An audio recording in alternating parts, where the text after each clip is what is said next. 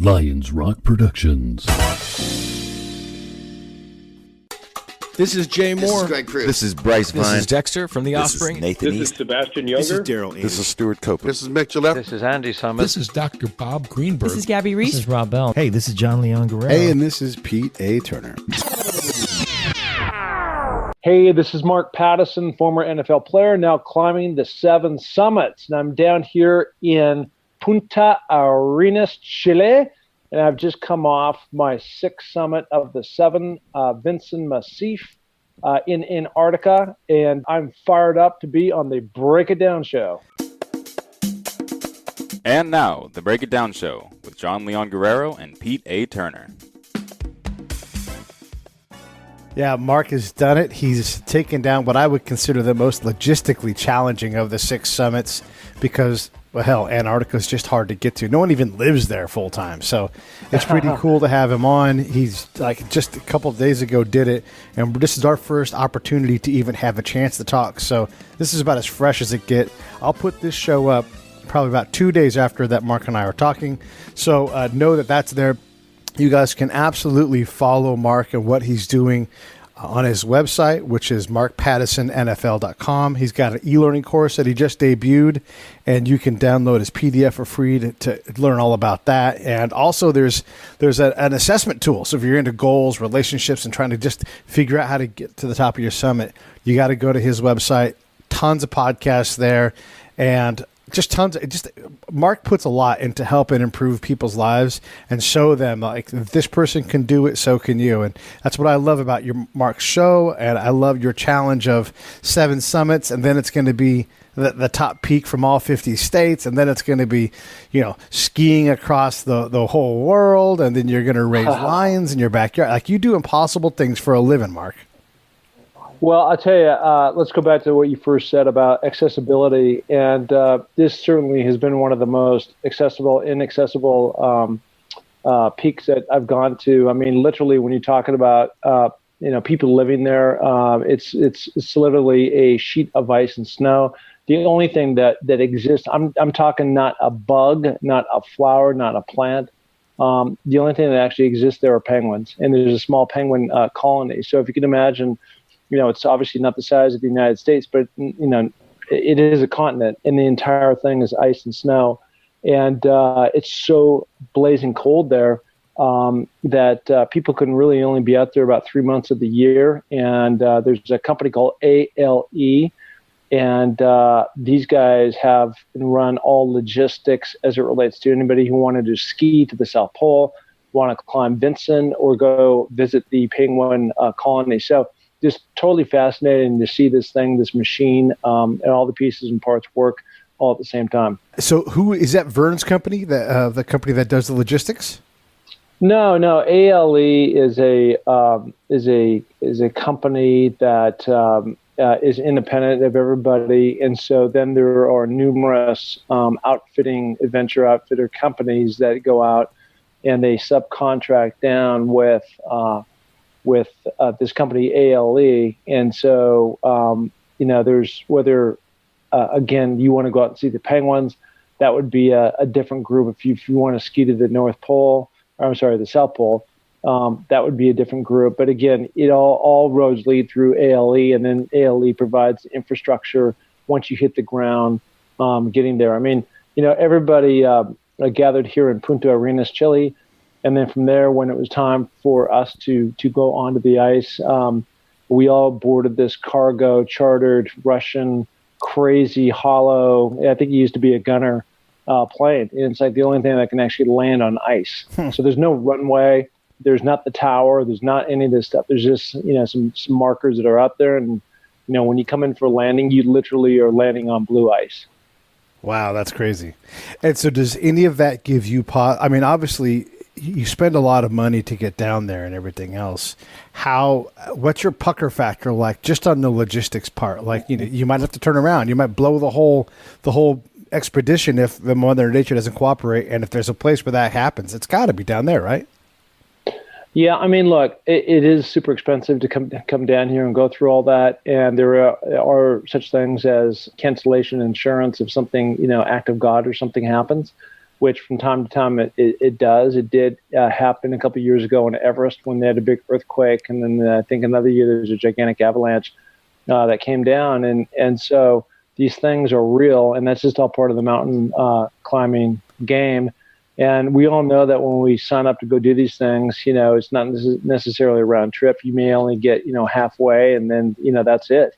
It's a bummer. It happened to me 2 years ago on Denali, North America's highest point.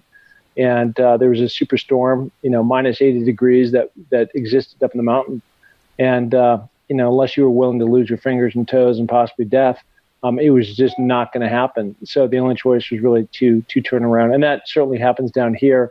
And the crazy thing about Antarctica is just the mind-blowing depths of cold. I mean, you've never felt cold like this kind of cold. I mean, I thought Alaska was cold, and it is cold, but this just takes it to a whole different level. In terms of success rate, I mean, granted you've got a good guide, but is it as challenging as Denali or Everest is? Because it's one thing to climb to the top of Kilimanjaro, which is no small feat, but it's not going to the top of Denali. Once you're on the continent, what's the likelihood of getting to the top?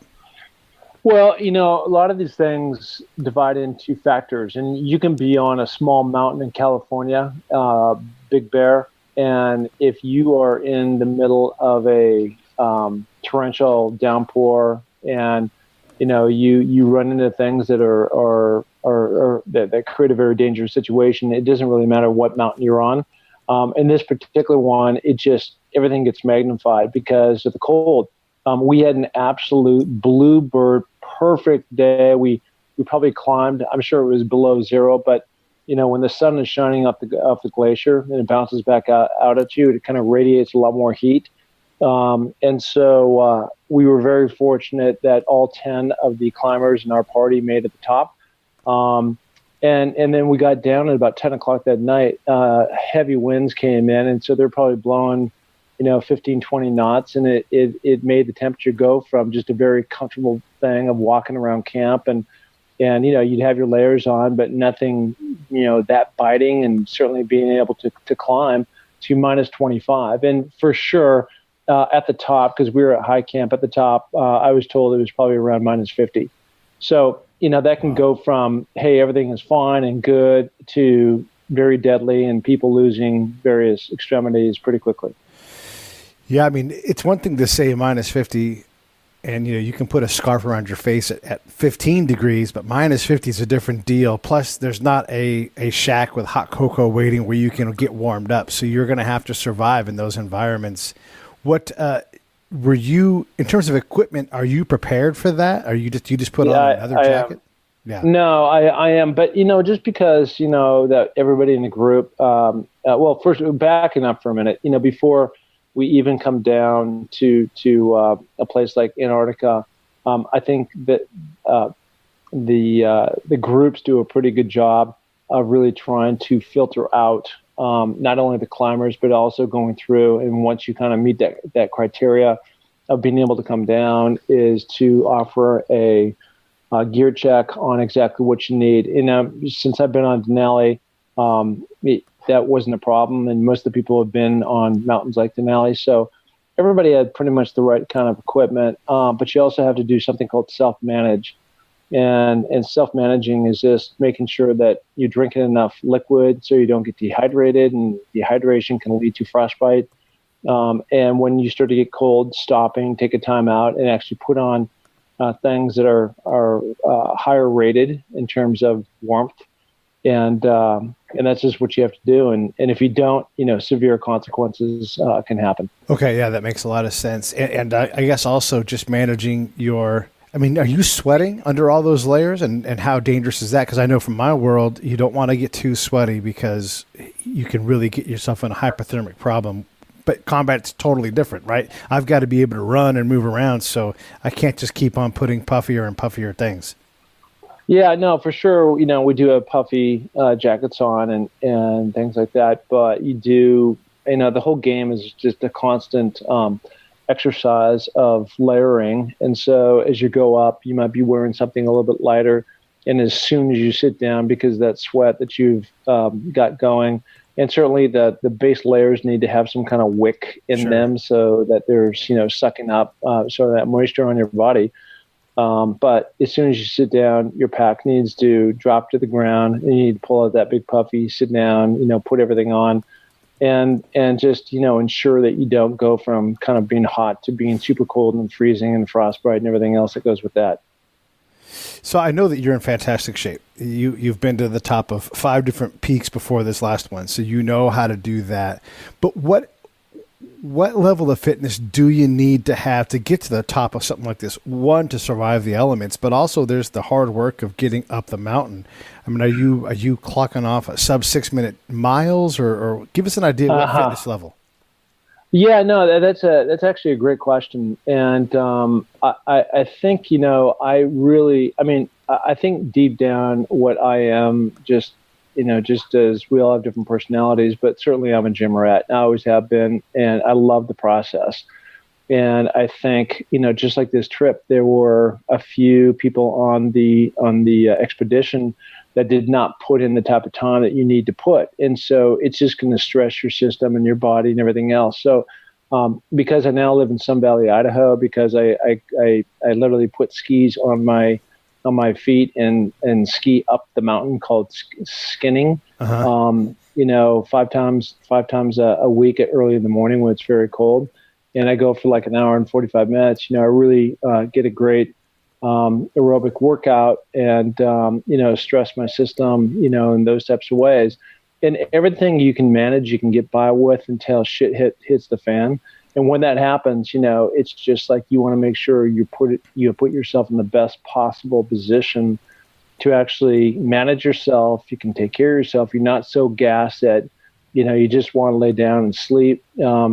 And that's where people get in a lot of problems. And you see that now. Again, we literally had the most bluebird perfect day you could imagine, and we had a couple of people on the way up, that literally like fell over in the snow, and they were having a really hard time, making their way to the top. And it's because we had the time, we could have the patience, we had the right type of guides that they coaxed them in getting on top. But like 8 hours later, at 10 o'clock that night, as I said, when those winds picked up to 20 knots, that would have been a whole different game. And, you just, again, want to put yourself in the best position. And so, I don't know, it's just like I kind of operate from a place of fear of failure. And by fear of failure, I go to the other way. And by other way, meaning that I just want to make sure I'm in the best condition on the mountain of anybody. If somebody's, as much, then awesome. But I just never want to have that as an excuse why I did not make the top. Because that's manageable. The hurricane of all hurricanes coming is not. So I get that. That's right. Yeah. And in terms of worrying about teammates failing or even failure for yourself, is there a randomness factor? This altitude can hit anyone. It's a thing. Is that something that you can train to prepare for, to mitigate, or is it just if that's not your day, it's not your day? Yeah, you asked another question I didn't answer, but I want to go back to just a minute ago, and that was about, are you running like a 6 mile, up the mountain? And while I can go, at a pretty good rate, you when you're all tethered together, in a sense, there might be 3 different rope teams. You're only going as fast as what the guides are going to allow you to go, and it's usually as fast as your weakest link. And so you're not. And it gets frustrating a little bit for me, but on the other side of that, at the end of the day, you're all trying to have the common goal of getting to the top. And, whether it's you race up there in an hour or, earlier or whatever the case is, it's just like, it is what it is. And you're all going to end up at the same spot. So, I just really have to just relax, and which I was able to do in spurts, and just like, this is the pace. This is how we're going to go, and it is what it is. And I'll tell you this too. The guys did a really nice job of they had a couple different rope teams, and they had a group that went out about an hour and a half earlier on summit day than the rest, and so the rest weren't necessarily pinned down by having a slower pace and more rest times. We left about an hour and a half afterwards, so we caught them, midway up the hill, but it all worked out in the right way. Okay, so in terms of summiting, how high is Vinson, the tallest mountain on Antarctica's continent? Yeah, so it's not as high as I've been. It's 16,066 feet, and but what with the thing that unless you've been in the mountains, you have a hard time understanding because it's not a linear measurement in terms of that one's 16 and Elbrus in Russia is I think it's 18 and Kilimanjaro is 19 and Everest is you go up that way. When you get in the cold, because of the longitude and latitude, it's really a couple thousand feet. It feels like that, higher. Just because imagine going in the deepest freeze where they keep beer and trying to hyperventilate, and that's what it's like. It's just harder to breathe when you start going up a hill like that in that kind of cold. And so, I don't know what that exactly equates to, what the math is, but it just feels higher than what it normally can be. So, we got lucky. We had one person in our group that had just a little touch of frostbite, and we had I think maybe 2 groups before we got up there. Another guy had to deal with some stuff, but once that stuff happens, it also can be managed in a way that people can come back and be cured. So that's fingers crossed. Yeah, for sure. Okay, so we've had Eric Wainmeyer on the show, and I was fascinated by how people take, Eric's blind for the audience. If they don't know, they should definitely check out that episode. But he has his friends describing what's out there, and those descriptions are fantastic. So we can't be at Vinson with you, but give us some description. What are we looking at as we're going up this mountain? Well, you're looking at I would say a shorter, colder version of Denali. And what that means is rather than be on the mountain, number one, for 3 weeks, you're talking really about 2 weeks. There are a number of camps that make your way up on Denali as you go up these very steep hill after steep hill after steep hill with a lot of weight on your back. You're still carrying sleds. You're still carrying a bunch of weight. But the number of hills that you have to climb aren't as many. Now, there's one big climb that you do, which is similar to Denali. Denali is about a 900-foot, about 45-degree angle on a fixed line, steep hill that you got to climb, and it's tough. And here on Vinson, it's about 1,200 feet. So it's quite a bit longer. I think it's a little bit steeper, but the whole route from beginning to end is just a little bit shorter. So it makes it that way. Now, the thing that is very similar between both is that when you look out, you've got these amazing mountains that you're surrounded by. But the interesting thing about Vinson is that of the entire continent, only 2% of the mountainous range is sitting right where we were. The rest of the continent is just a flat pancake of ice and snow. So that's where it really separates. And of course, up in Alaska, you've got mountains, you got streams, you got lakes, you got animals, you got all kinds of stuff going on. And down there, you got penguins. Yeah. That's it. So there's really, the colors present are whites, maybe a little bit of bluish colors with the ice, some grays, but there's no green, there's no oranges or yellows. There's no bug. There's nothing. I mean, it's crazy. It's crazy. And again, this ALE company has done a phenomenal job of they've got these crazy looking vehicles that you climb into that are kind of cold proof, so you don't freeze when you jump in. It's not like a bunch of convertibles or something around there. So everything is just it's seasonal. It's 3 months, and they get in, they get out, and they bring in a small little town and they exit. That's it. I don't want to pry, but I do want to give people an idea. What's a budget amount that one can spend to take on an endeavor like this? I mean, I don't want to know what you paid and everything else, but what's like if Everest can cost $60,000 to get to the top of, what does Vinson cost? Well, it's probably costing. There's a number of different outfits down here, and again, you're talking about what you are looking to do, whether it's Vinson, to go climb the mountain, or if you're just flying over there on the big Russian cargo plane to go look at the penguins, or if you're trying to ski to the South Pole. But certainly you're looking at probably anywhere between 30 and 50 grand. Right. Okay. And then It's not cheap. Yeah, not cheap at all. You also had said that there's like a 1,200-foot section that's really like the big push, the big test. But that's just a couple of 4 football fields, and you're to the top of it. So, again, I'm sitting here in Orange County. It's flat. It's no problem. But what are we talking about in terms of time to get up a grade like that with the whole team? Like, what is that? Is that 5 yeah, hours? you're talking about probably a couple hours, but you're also, remember, as you just mentioned, you're sitting in Orange County in a flat grade, relatively speaking, and you're also, you've maybe got your pin in your hand, and that's your weight that you're carrying besides your own weight. Yeah. And in this case, we've got, I don't know, 50 or 60 pounds on our backs that are climbing up this mountain. And you just got to have all this different type of gear, on reserve just in case. Again, things go bad. You got to have food. You got to have plenty of water. You got to have your nutrition.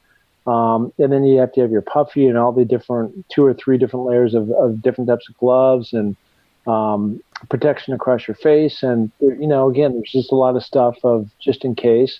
And up there, you just do not want to mess around with it. It's just so frigid. Yeah, for sure. And then in terms of how you survive this climb, let me ask you this first. You've got 6 in the bag. All things considered, where does Denali rank in terms of challenge? Well, I think let's start with. I was gonna jump over there.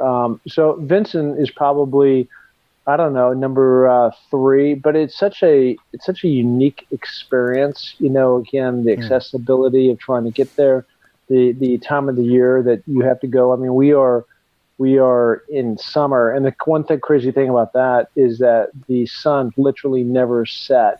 I was charging my phone on a solar charger at 3 a.m. in the morning with a full charge. Yeah. So it's pretty crazy in terms of what that is. So it's just like saying, hey, I went to Mars. It's just so unique, and not many people get to actually go and do that, and was able to do that. Denali to me so far was number 1. And I started 7 years ago on Kilimanjaro, and that really had to do more. Can I handle altitude? 19,00341 or 341, and so. It's just every one presents a different kind of challenge. And, every one pretty much there's been something go a little bit haywire. And this next one now, turning my sights towards Everest, I'm going to attack that March 2020. And, I knock on wood that I'll have safe passage, and anybody else I'm climbing with or anybody else on the mountain will have the same thing. Is Everest, top to bottom, is it the most dangerous because of the instability of the rock and the ice and earthquakes and all that stuff? Yeah, Everest is Everest, right? Obviously there's been a lot, on that, and I'll go back and say, there's kind of a couple factors that go on with the people that get hurt. One is just plain stupidity, just going up. Like those guys in this thin air were doing things that they shouldn't have been doing. And there's a superstorm coming, and they just kept going. And because the goal of reaching the top became more important than being safe, it cost their lives. And that was that. And the other one is just an act of God. So you can be, on a mountain like Mount Everest, and it presents a lot of dangers. And if a big, avalanche hits, or there's a earthquake or something else happens, it's just, it was just your time. And that's kind of the way I see that. But I am, for me personally, I really ramped up my training. Every one of these mountains I've been fit on, and this last one, I took it to a different level. And I'm looking at this as the, like the heavyweight championship of the world against Mike Tyson. Yeah. And I'm going to take this thing, like I've been training, at a certain level. I'm going to take it to a whole other place I haven't been. And again, I just want to put myself in the best possible position for when I'm up there. The hardest moment for you on this climb, what was that? Yeah. So the hardest moment on this climb, I think, was just dealing with the cold. And for sure, the morning after we made the summit, which was just unbelievable, there was this high wind that kicked in the night before around 10 o'clock. It was super strong. And once you're in your tent, you at least have wind protection. and you're in your sleeping bags, and you're a little bit off the ice with these foam pads, and so it was time to break camp down and head back down the mountain. And trying to do that usually takes about an hour and a half between packing your bag, your backpack, and breaking down your tent. And when you're doing that, it's minus 25, and you got heavy winds blowing in your face. It was a real challenge. We certainly all had to come together and work together to get everybody back down the mountain and get that camp broke. And the prize was that just around the corner, maybe 400 yards away, we had wind protection. But in order to get wind protection, we had to break this whole camp down.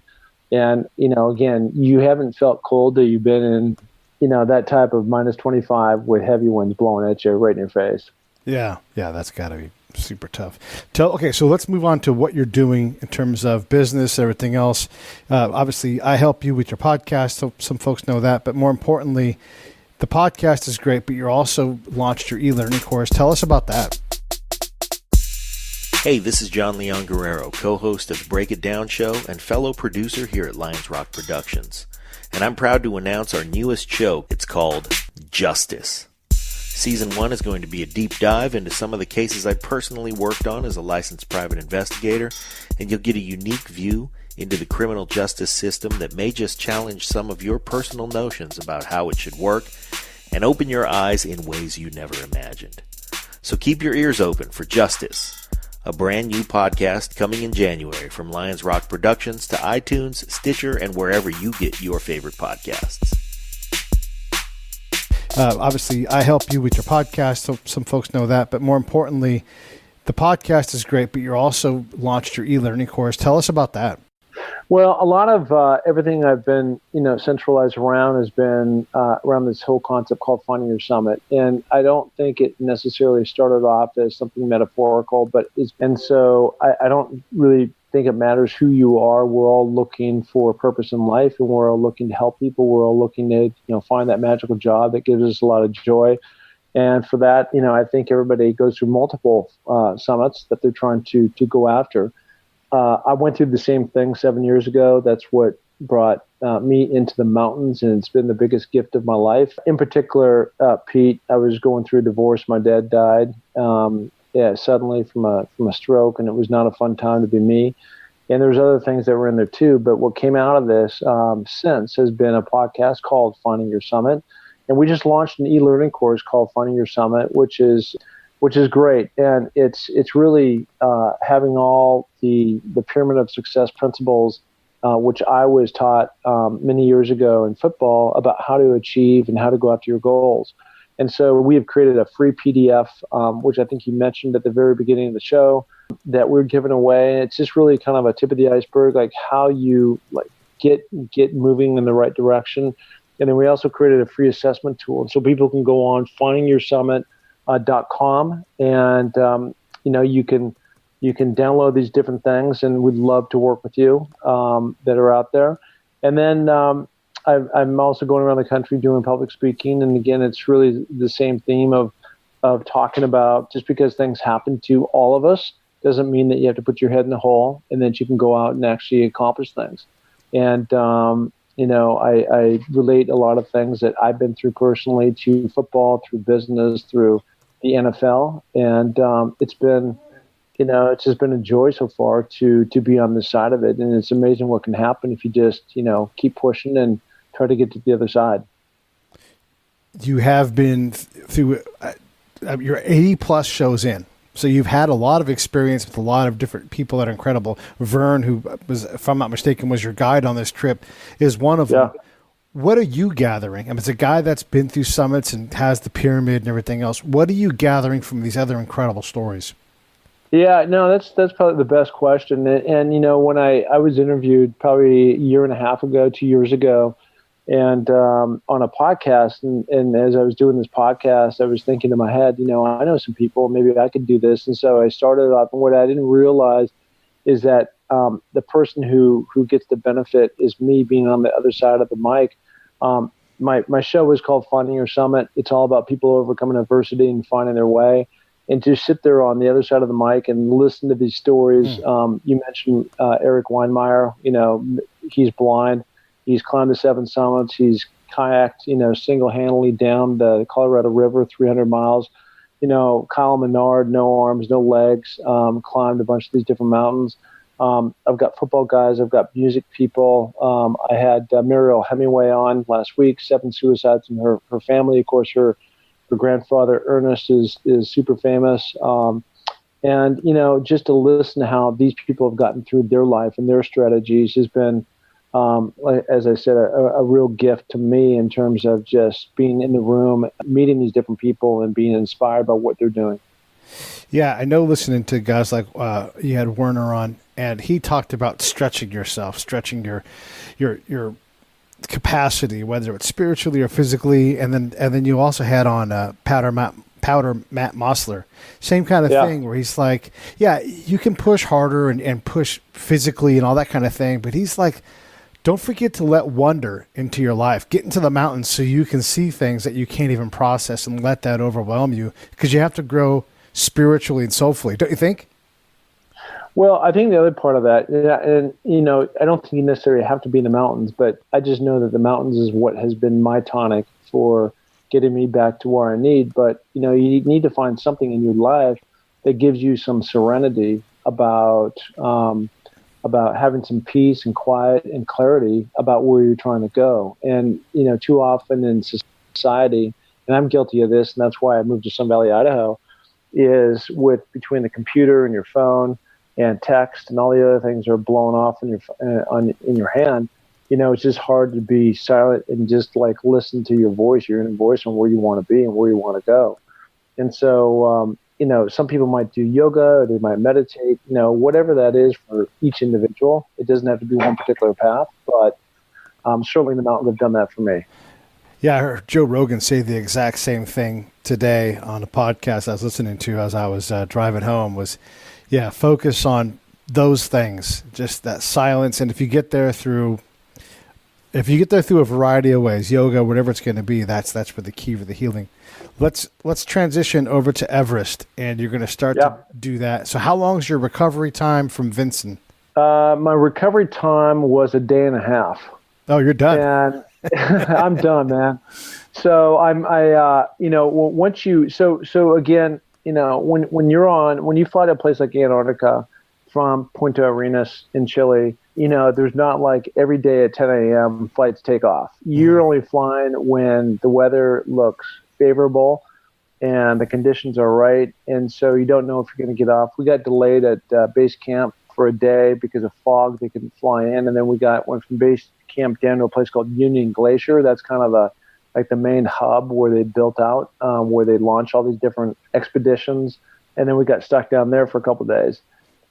So it was kind of those days that, we spent resting, and now we were sitting here in a hotel where most of us are leaving tomorrow back for the States. There's a little gym in here. So, I'm kind of walking before I run, but just starting to get back into it, enjoying that. But again, like I said before, I really enjoy the process. So I don't look at this as work. I look at this as, my meditation of getting in there, and it's a great opportunity.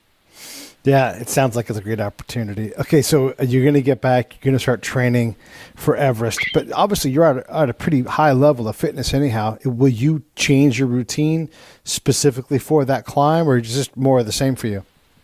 Well, I'm actually going to Super Bowl next week, and I'll be down there for some media stuff that's going on. I'm excited about that, and just continue to spread the word about what we're trying to do. And also, as a side, something that we didn't talk about is my affiliation with Waterboys and trying to continue to raise more money to fund water wells down in Tanzania with Chris Long and Nate Boyer. So that's been a joy. I've actually participated in that, and so that's part of what the whole overall goal is trying to be on that. And then I'll make my way back to Sun Valley, and then as we evolve from winter to spring to summer back, I'll have about 14 months of just getting after it before I head. And there's another element too, which is there's a lot of research involved who I've got a number of different companies I can go with, but I want to go with the right company and the people that are going to be able to get me up and back, safely on the mountain and things that I want to accomplish. And so, there's a lot of work to be done between now and then, not just working out, but also just doing the research. Yeah. And then was Vern your partner this time and going to the top? Was he the one? Yeah. Yeah. Vern was right there. Vern was great. Vern was a 10. Vern, he's the only guy I've ever been on where he actually brings his guitar and he's playing his guitar in the tents, up and singing some bad songs. So it worked out and it really added to the trip. Yeah, that guy's an animal. I mean, he's by no means young in terms of age, but he runs around up and down these mountains. What's he done to 7 summits 7+ times? Because he's just continues to go up and down these things. Well, he's actually done the 7 summits 10 times. So he's done 70 summits. Yeah, and he's got a book called 70 Summits. And he is an animal.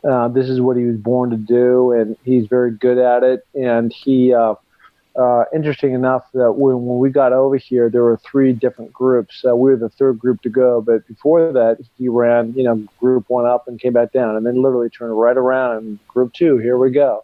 And then we were group 3. And so he literally went up and down that mountain a bunch of times, which is pretty amazing. So yeah. He's just got that kind of stamina. He loves it. He feels called, like this is his calling. And, good for him. He's now moving on to go over to Argentina and climb a mountain called Aconcagua.